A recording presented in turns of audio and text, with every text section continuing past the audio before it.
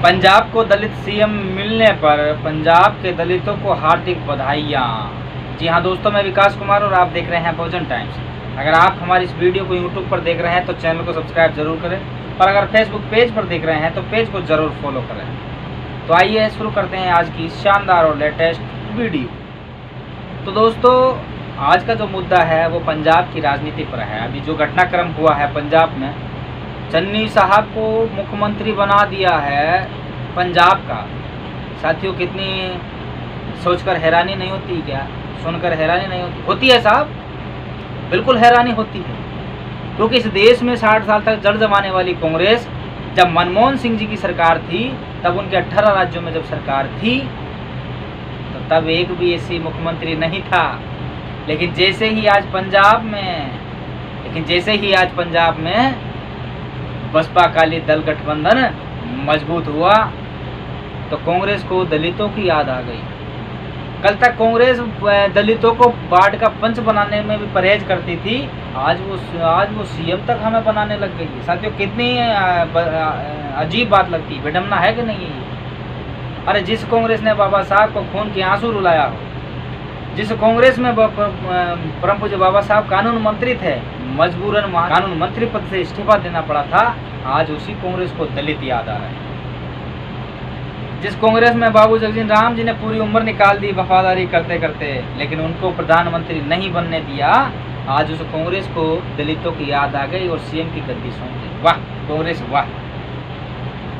साथियों, आप समझिए, मैं तो कहता हूं कि चन्नी साहब अगर आप सीएम बने हैं तो पहले तो आपको लखनऊ जाना चाहिए और बहन जी को जो है धन्यवाद कहना चाहिए कि धन्यवाद बहन जी, मुझे आपकी वजह से कांग्रेस ने याद किया और मुझे सीएम बनाया। क्योंकि जिस कांग्रेस में दलितों की औकात केवल उनकी मीटिंग के बाहर जूते चप्पलों पर खोलने वाली रखवाली के लिए रखा जाता है, आज उन दलितों को उच्च पदों पर बैठाया जा रहा है।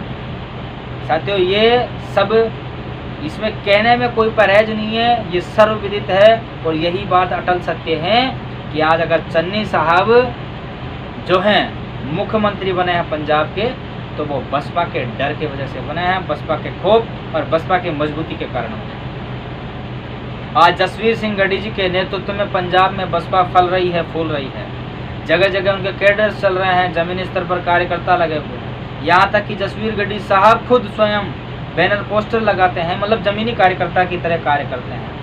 तो जाहिर सी बात है, जहाँ जमीन पर काम होगा तो वहाँ तो कांग्रेस की जड़ें खिसकनी है।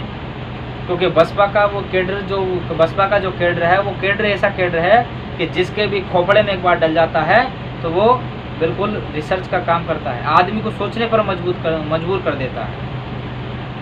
तो साथियों, आप समझिए बात को। जब महाराष्ट्र में भी इसके पहले एक घटनाक्रम हो चुका है, आपको याद हो तो महाराष्ट्र में जब 1.5 साल का कार्यकाल बचा था कांग्रेस का, तो 1.5 साल का मुख्यमंत्री बनाए गए थे कौन? सुशील कुमार शिंदे, जो कि एसी से थे। अब सुशील कुमार शिंदे जी 1.5 साल के लिए कांग्रेस ने प्रायोजित कर दिए कि साहब महाराष्ट्र में एसी के मुख्यमंत्री सुशील कुमार शिंदे होंगे। 1.5 साल तक उनका कार्यकाल चला, और इस बीच में ही मई में लोकसभा के चुनाव वहाँ हुए। अब लोकसभा के चुनाव में मनमोहन सिंह जी प्रधानमंत्री बने, तो शिंदे साहब के नाम पर कांग्रेस ने खूब दलितों का वोट ऐंठा और सरकार भी बनी, प्रधानमंत्री भी बने। लेकिन जब वहाँ मुख्यमंत्री का चुनाव हुआ वहाँ पर, तो सुशील कुमार शिंदे जी को बता दिया कांग्रेस ने ठेंगा, और वहाँ का मुख्यमंत्री बना दिया कौन? विलासराव देशमुख जी।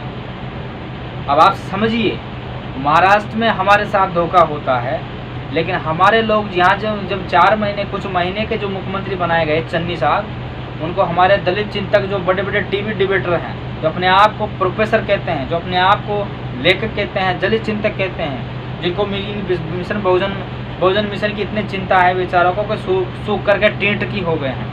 अब वो आज चन्नी साहब को, कांग्रेस को बधाइयाँ दे रहे हैं।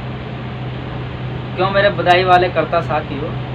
इस कांग्रेस से सवाल तो कीजिए कि कांग्रेस अगर 60 साल तक इस देश में राज कर ले, इस कांग्रेस ने देश में 60 साल तक राज किया है, आज तक किस राज्य में ऐसी मुख्यमंत्री बना दिया इन्होंने? जो आज बहुजन समाज पार्टी अकाली दल जैसे ही पंजाब में मजबूत हुई तो इनको दलितों की याद आ गई। कांग्रेस सपना छोड़ देना कि सरकार तुम बना लोगे, सरकार तो अकाली दल और बसपा की ही बनेगी और कोई भी माय का लाल बसपा और अकाली दल के सरकार बनने से कोई नहीं रोक सकता। और जो समझदार मेरे साथी है, जो ज़्यादा दिमाग लगाते हैं, अपने आप को कहते हैं कि हम तो ये हैं वो कर देंगे और बसपा तो ख़त्म हो गई है और बसपा का कोई वजूद नहीं है, बसपा तो कमज़ोर हो गई है।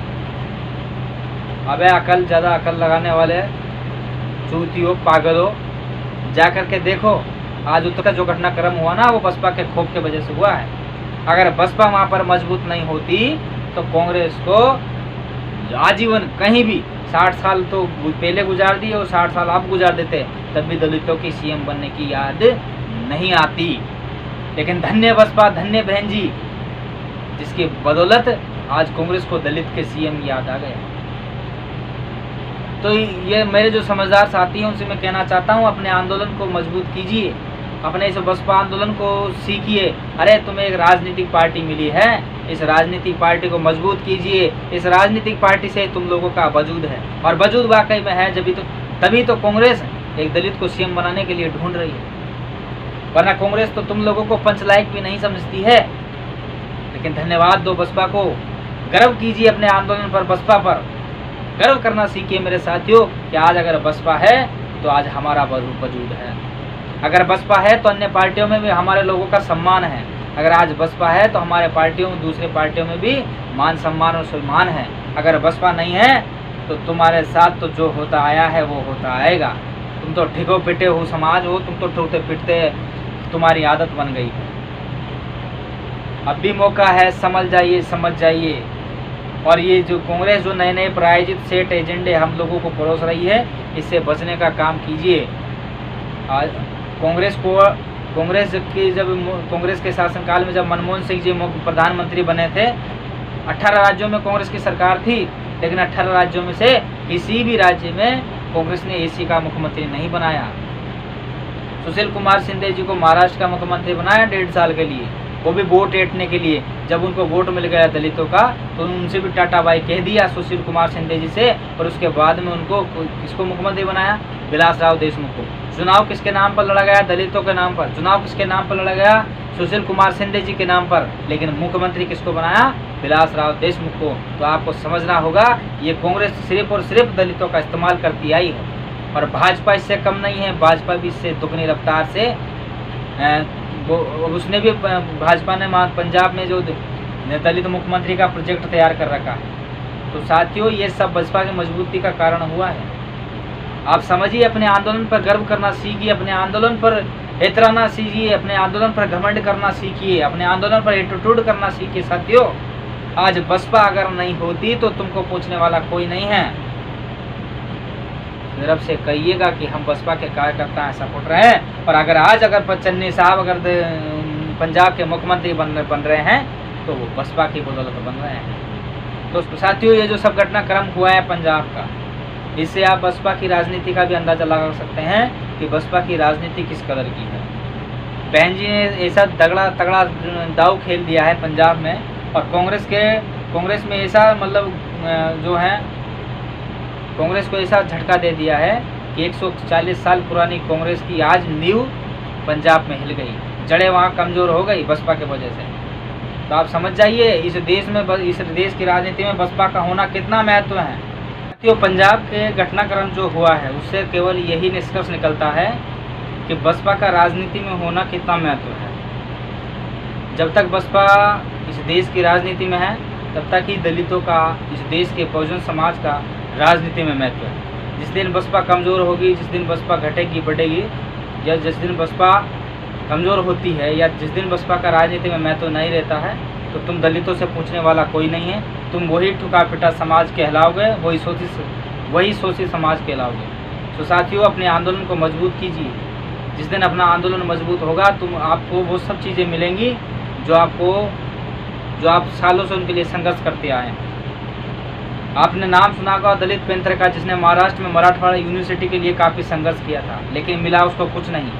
लेकिन जब मान्यवर साहब काशीराम जी और बहुजन समाज पार्टी का देश में कद बढ़ा, जैसे जैसे राजनीतिक और सामाजिक क्षेत्र में मान्यवर साहब काशीराम और बसपा का कद बढ़ा, मुझे बाबा साहब के नाम पर बिना मांगे एक यूनिवर्सिटी दे दी। तो साथियों इन बातों को आप समझिए अगर जब तक बसपा मजबूत है तब तक हमारा राजनीति में महत्व है, अन्यथा कांग्रेस तो हमें उनके दफ्तरों के बाहर जूते चप्पलों के पास रखवाली के लिए रखती आई है और हमेशा रखेगी। इन्हीं सब बातों के साथ मैं आप सभी से अलविदा चाहूँगा। वीडियो अगर आपको अच्छा लगे, मेरी बातें आपको अगर अच्छी लगी तो चैनल को सब्सक्राइब जरूर कर देना और वीडियो को शेयर और लाइक कमेंट जरूर करना। और इस पूरे घटनाक्रम पर आपकी क्या प्रतिक्रिया है, आपका क्या कहना है, उस पर भी मेरे को जरूर अपनी कमेंट जरूर दें। धन्यवाद। जय भीम, जय भारत।